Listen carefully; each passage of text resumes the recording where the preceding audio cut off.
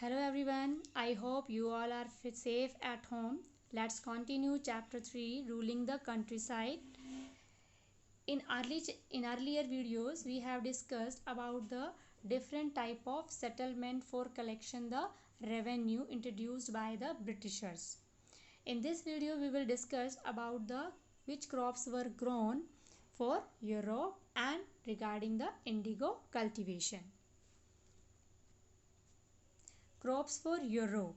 The British realized that the countryside could not only provide revenue, it could also grow the crops that Europe required.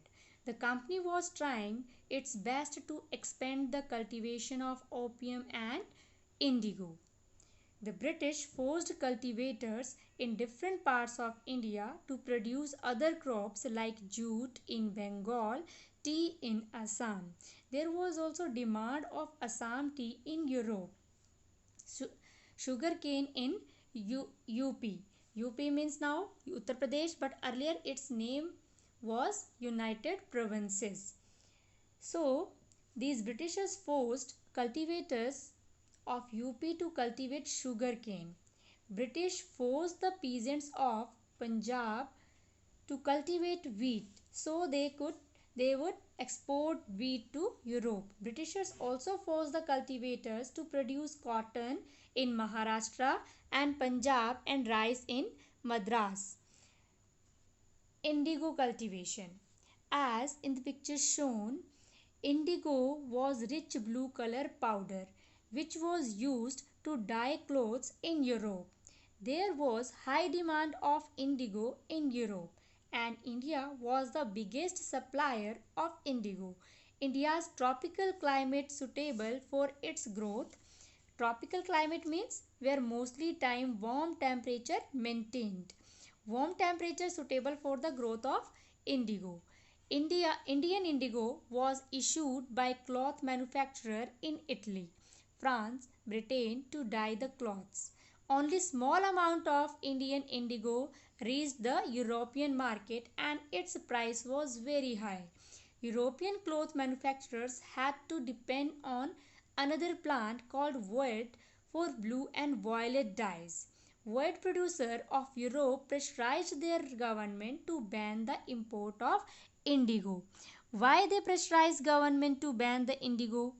Because their color was not sold. Indigo produced a rich blue color, whereas the dye from Voit was pale and dull. Look, first picture is shown indigo plant. From this plant, powder is produced as shown in the third picture. With the help of this powder, cloth like this jeans shown in the picture dyed. As the India was cultivating indigo, but before it, where was it produced?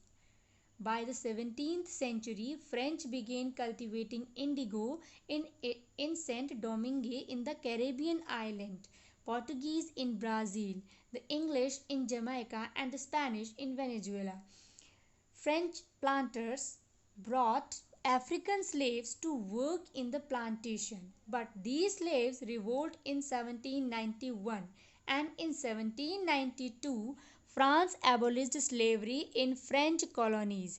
As the climate of England was not suitable for growing the plant, it mainly imported from other countries such as West Indies and North America. Towards the end of the 18th century, the demand for indigo shot up in Britain as greater industrialization increased.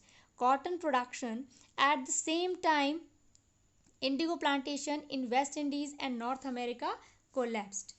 To meet the growing demand for indigo, the East India Company began looking at expanding production of crop in India. In the early decades of the 19th century, Bihar and Bengal became the main source of indigo for the British. Methods of indigo cultivation. But before it, we should understood that in the last decades of 18th century, Bengal indigo came to dominate the world market. In 1788, only 30% of indigo imported into Britain from India. By 1810, this proportion had gone up to 95%. Many officials of the British East India Company resigned from the company and took up indigo cultivation.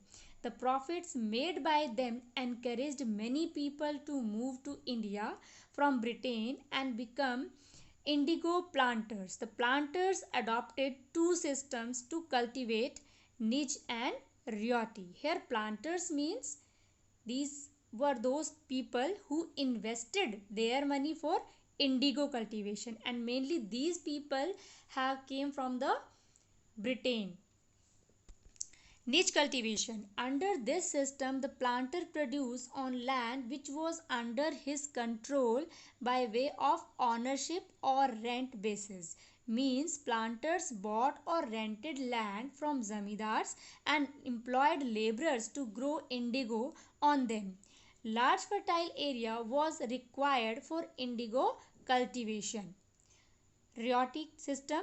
Under this system, planters entered into contract with ryots or village headmen and provide them with loan to grow indigo with a condition to keep 25% land exclusively for indigo cultivation. So because of these two systems, niche system and ryote system, in the ryote system these peasants, they also trapped in the cycle of loan, and in the niche system these totally based on the planters, they produce on land and they have to take the land on rent. So some problems were also arise due to the indigo cultivation. What was that?